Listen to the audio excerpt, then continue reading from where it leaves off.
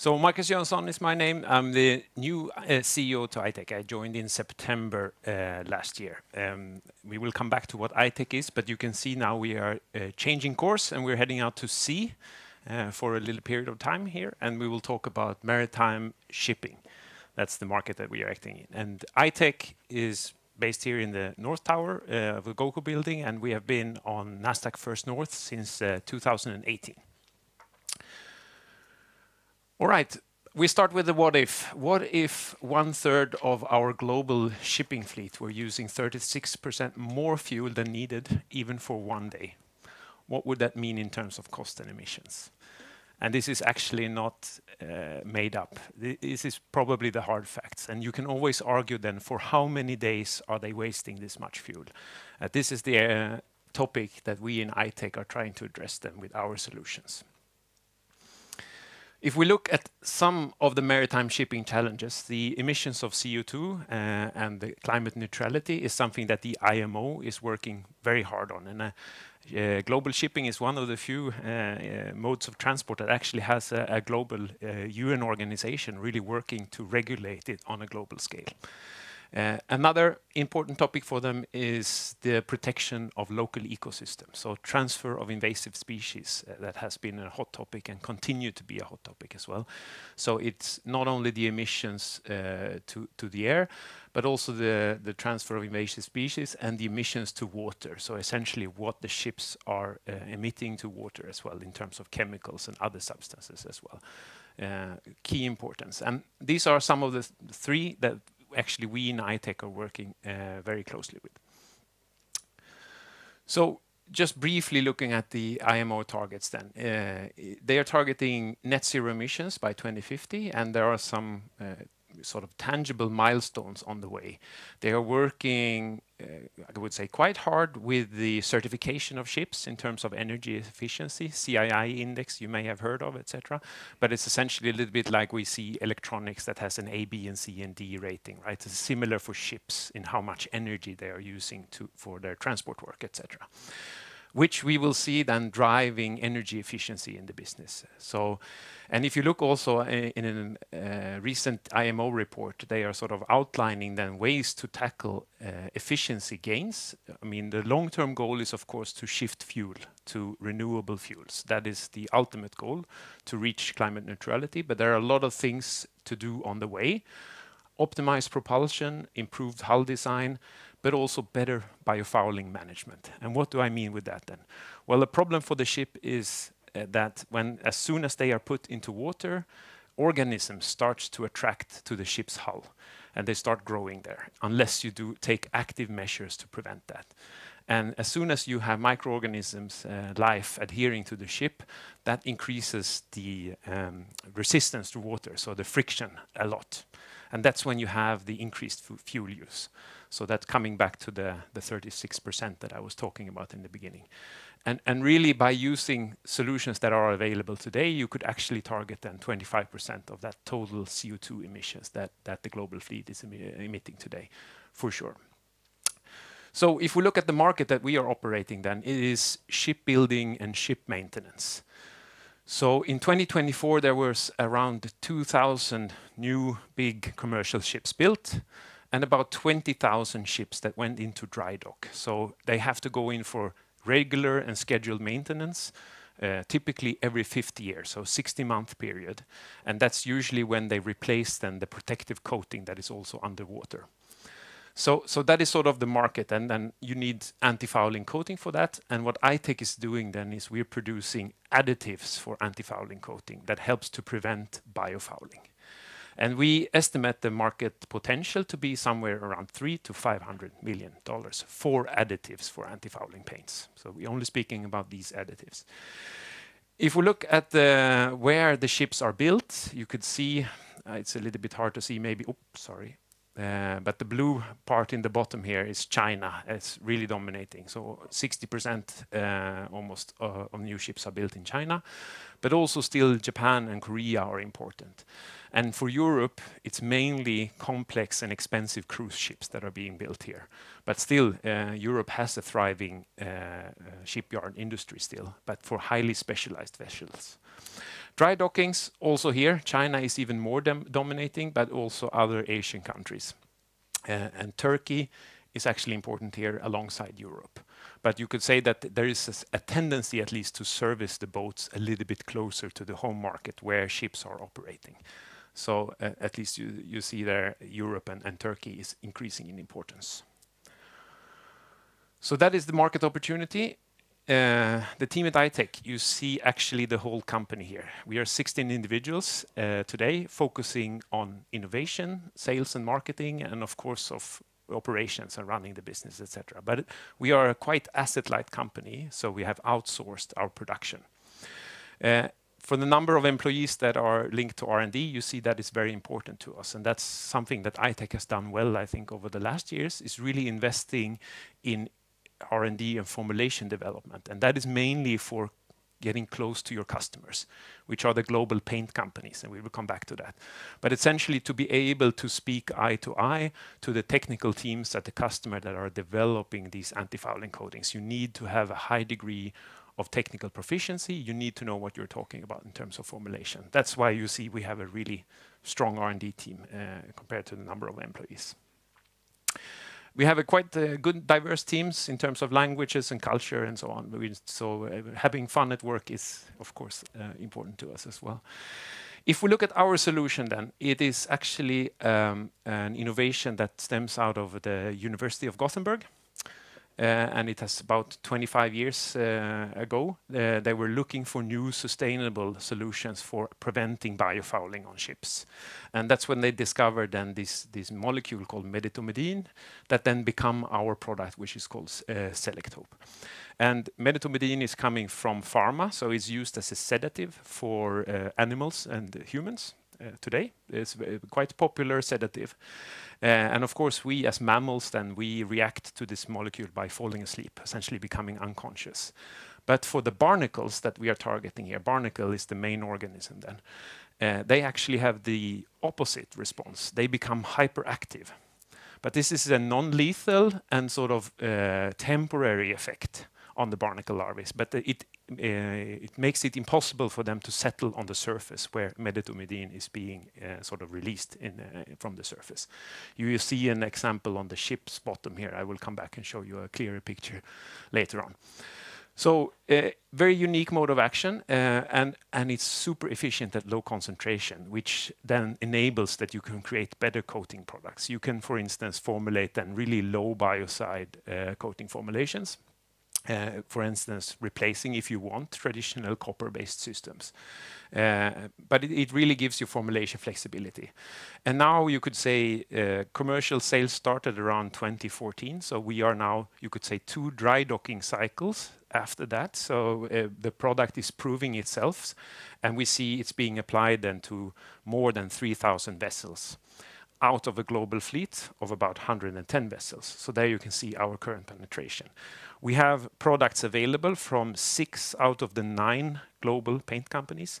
It's a very consolidated market. So essentially for us, 10 customers represents almost a complete addressable market, which is good. So we know we know all of the customers, and we are working with them essentially to develop products together. So why are barnacles such a challenge? Well, they, as I said in the beginning, they have a huge impact on friction and resistance on the ship. So actually, as little as 10% of these barnacles, they really impact the resistance of the ship as it's trying to sail smoothly through the water. It is thriving in most marine environments. It's not only in bio hotspots with very hot water and so on, but even here on the west coast, right? We have a lot of barnacles. And they actually act then by supergluing themselves onto the surface, which makes them really difficult to remove. So it's very hard to address this with in-water cleaning. Essentially, a diver has to go down and try to scrape it off. And if he would do that, he would also damage the paint doing that, right? So essentially, the best strategy is to avoid them at all from settling on the ship's hull. And you can see our solution then is helping to give the ship a static barnacle protection. So barnacles typically they settle when the ship is idle or sailing very slowly below 6 knots. That's when barnacles can settle on the ship's hull. But you don't know when your ship is having an idle period. Maybe you're waiting to dock into the port, or you're waiting in the port, etc. So you can see this as an insurance as well. Even if you have a high activity ships that sail like a ferry, etc. Right? It may be still at night, or it may have periods where it's still, where you can then be exposed to barnacles settling on the hull. So, as I said, then what does bad look like? Actually, you see that in the picture here. As little as 10% of the barnacles result in significant added resistance. So it's not these nightmare pictures that you have seen where the ship is completely covered with green stuff underwater. No, it actually starts to have a real impact only at 10% surface coverage. So it is important to try to minimize this as little as possible. We, of course, have had several case studies where you even have demonstrated ship by ship the advantage of Selektope, so with significant fuel savings. We also conducted the recent in-docking study. So we were looking at 760 ships as they came in for dry docking, and sort of what were the conditions of the hull, etc. And there was also a ship population there that had used products with Selektope, and it was significantly better barnacle resistance, or less barnacles on the ships with Selektope. So it is amazingly effective at low concentrations. So I-Tech today then, as I mentioned, we have 10 target customers. We are in with 6 of them today with products, but there is still a lot of room to grow. Even with our biggest customer, we still have plenty of room to grow. It's a unique technology, and it's IP protected, although the original patent to use it as a anti-fouling additive has expired. We have a lot of formulation patents and production patents, etc., protecting the position of I-Tech. It's an asset-light sense that we are working with skillful production partners that is helping us to produce, and we focus then on the sales and marketing and distribution and promotion, of course, of I-Tech and the Selektope. And as I said, then market penetration is still very low. So 3,000 ships out of 110,000 ships. So a lot more to be done for growth for I-Tech. And if we look at the results, how it has developed, and there was the IPO back in 2018 when we ended up on the Nasdaq First North, where we received them 40 million SEK. At that time, revenue was around 30 million Swedish crowns. Profit was negative, cash flow was negative. But since then, the company has had really a tremendous journey, with a small exception, of course, of the Corona years when it was a little bit sort of slowed down in general in the business. But all in all, you see a CAGR of 36% then since the IPO. Today in 2024, we have a revenue of about 180 million Swedish crowns, gross margin 53%, and then an operating profit of 45 million SEK. Now free cash is 100 million SEK, and we are planning a dividend of 1.75 SEK per share for the annual meeting. So that is sort of the status on the financial performance, and you see operating costs then have been sort of on a declining trend, right? And something that we see also can potentially continue then with our scalable model. All right.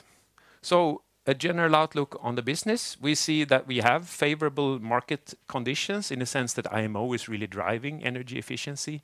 To invest in more energy efficient solutions is easily paying for itself, you could say, even though sort of our product is expensive as an additive, the value that it brings to a ship owner or a charterer is many times bigger than that. So essentially in fuel savings. Fuel is a sort of, besides staff and people, right? It's the biggest cost for the operators of the ship, right? We see also that our focus on regulatory processes, they continue to absorb attention and resources. So essentially our, to be compliant and to be available in the market, it takes a significant investment. You could almost compare it to pharma in terms of the dossiers that you have to submit and the time it takes to actually get regulatory approval and reapproval. We're also targeting, as we're growing now, continuous operational improvements as well. Sort of the fact that we are growing in volume means that we also have more freedom to handle our supplier base in a better way. And also then we're looking into business development. And of course, our sweet spot is complementing technologies. What else could we offer to the global paint companies that are making anti-fouling solutions? That we are looking into. That could be additional active ingredients. That could be other performance additives that you need in your anti-fouling coating for it to really perform. There are also some interesting adjacent markets to anti-fouling coating where sort of our knowledge of biofouling management and so on can be really useful. And we're also looking at step outs more from sort of, you could say, a business model, but the target markets are still more or less the same, but maybe with a different focus in the value chain. But these are essentially the three areas that we're looking into now, and we have, I would say then, a nice balanced business development pipeline now, and working really actively with that, and hope to be able to announce things during this year if it all pans out well. So that was in brief I-Tech, and I'm happy to receive your questions. Thank you very much. Thank you very much. If you have any questions to Marcus, please raise your hand and I will, we start off. All right, I don't have a ship, but I have a little boat that I will paint in a month or so. Will this be too expensive, or why aren't you on the private market? Yeah, we are in the private yacht market in some markets. The problem is a little bit regulation here. So, you know, Europe tries to have a regional legislation also for the sort of leisure boat market, but in reality, we actually have a lot of sub-regulations, etc. So it's smaller, fragmented markets, and it's difficult for us, you could say, to be available everywhere in leisure boats, right? Okay, so it's different. France have a regulation and Sweden one, even though we are part of the EU. Is that what you mean? Even though we are part of EU, we strive for the same legislation. Actually, for leisure boats, we haven't been able to agree. So there is sort of legacy legislation that is driving that. So you had to go to Greece, for instance, if you want to find a product to paint with Selektope, unfortunately. Too bad. I'm hoping to skip that once in a while.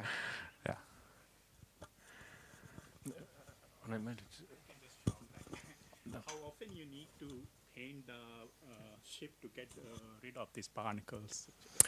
Well, it depends on what solutions you have, right? If you have a Selektope solution, it would last you for 60 months. But it's actually, it's the certification of the ship. So it's typically 60-month periods if you're talking about commercial vessels. You can also do a shorter scheme of 3 years instead of 5 years, but most, I would say the majority of the ship owners choose 60-month period to repaint it, which is very difficult for, different from the leisure boat market where you have to do every year essentially, right? Wait a second. Thank you. Just to follow up on this gentleman's question, why would you not be accepted? I mean, you're not a biocide, so you should be more environmentally friendly and shouldn't have a problem with that, you would have thought. What is a biocide? I will ask them. Biocide is mainly a regulatory framework. If I sell you something to control an organism, it is by definition a biocide. So even though it's much more environmental friendly, it's non-lethal and temporary, it's still a biocide, right? So you're still in that. And that means you fall under, for EU, it's called biocidal product regulation, right? Where you have to register the active substance and you have to register the product for an intended use. So it is two-stage registration and quite time-consuming and costly. I have a question. Who is actually your client? Is it the shipping company or the paint companies? The paint companies. Okay. But of course, we try to market ourselves also to the ship owners, especially, I mean, I-Tech has been a startup company, right? Known to no one. So it has been important, of course, to address both the client, but also the user, which is the ship owner. But to some extent, it can also be the charter, right? So it's a little bit complex in shipping. Someone may own a boat, right? But they would rent it out to someone who's operating it. So if I have to pay for the maintenance, you know, I want to keep the cost down, right? If I'm running the ship, I want to have an efficient system. So there is many different vested interests in shipping. Yeah, okay. And you work with all the leading paint companies, or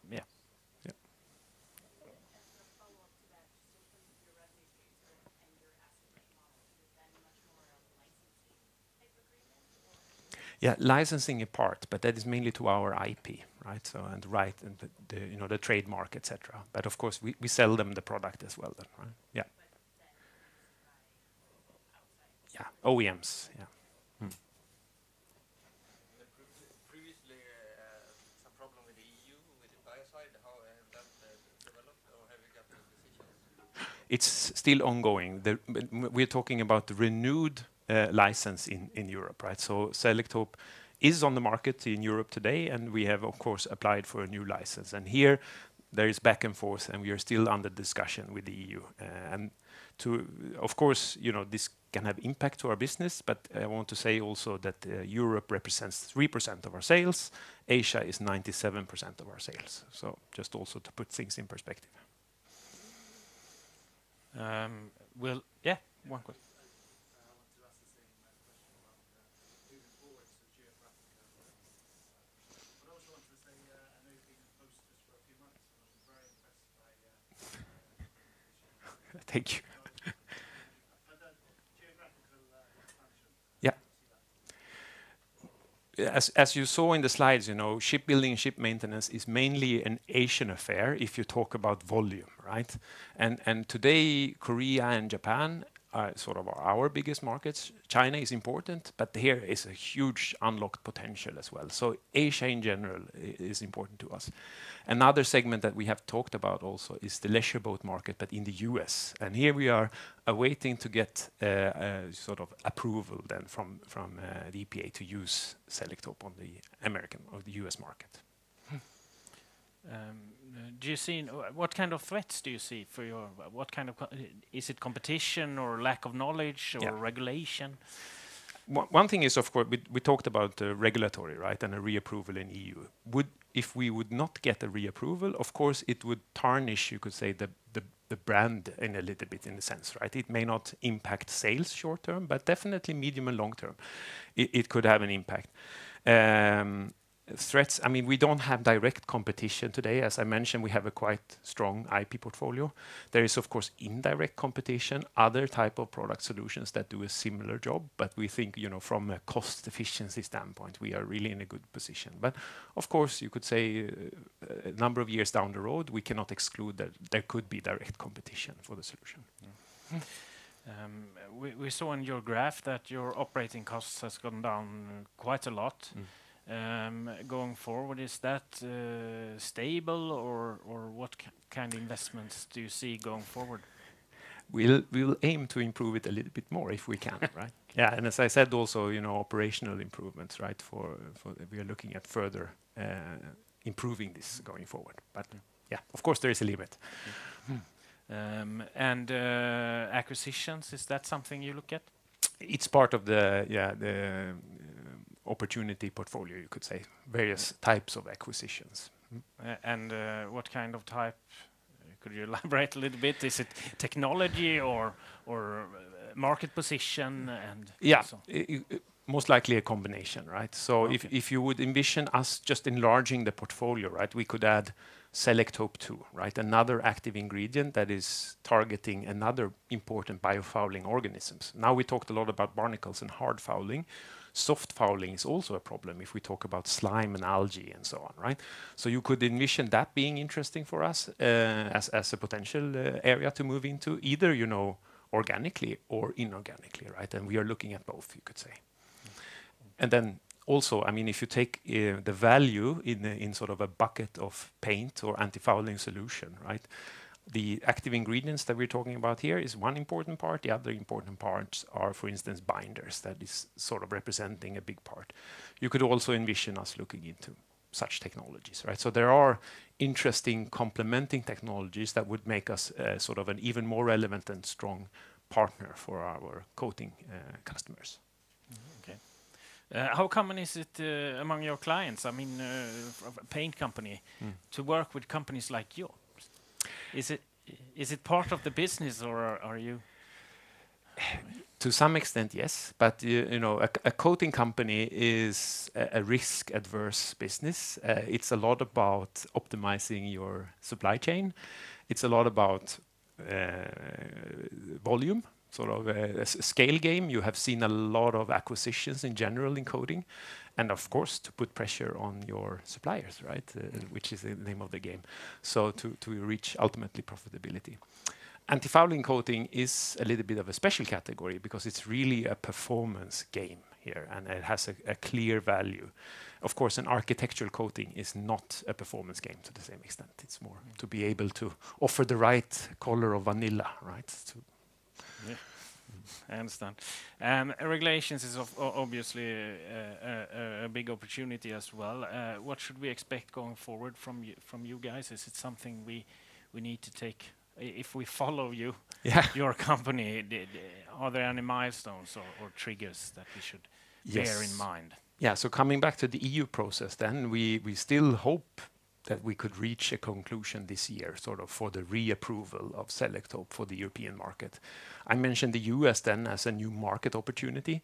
Here, unfortunately, we will not be able to complete it this year, I can say. But problem is, in general, these regulatory processes are quite intransparent in terms of timing, right? Because you are depending then on a governmental body on the other side. So it is really highly unpredictable in terms of timing. We at least will do sort of what the EPA has asked of us now in sort of complementing data, etc., during this year. And then best case, it could be like 1 or 2 year period before we know something for the American market. So that's sort of the game that we're playing in here. Yeah, that was actually an issue last time Trump became president, right? He actually fired a lot of EPA employees, and all of a sudden there was no one to, pick up the phone or receive the emails, right? So it was difficult to get new products registered. Yeah, we have to wait and see then. Mm-hmm. I mean, you have been the CEO for 6 months or something like that, right? Mm-hmm. In the long term, do you think you will pay dividends, or how will you? What's your strategy? Yes, we embarked on a dividend journey last year, right? And this year we are increasing the dividend a little bit more, right? So it's 1.75 is the proposal for this year. Yeah, so you will continue to increase. Yeah. Okay, very good. Yeah. Time flies. We don't have any more time for questions. Thank you very much. Thank you.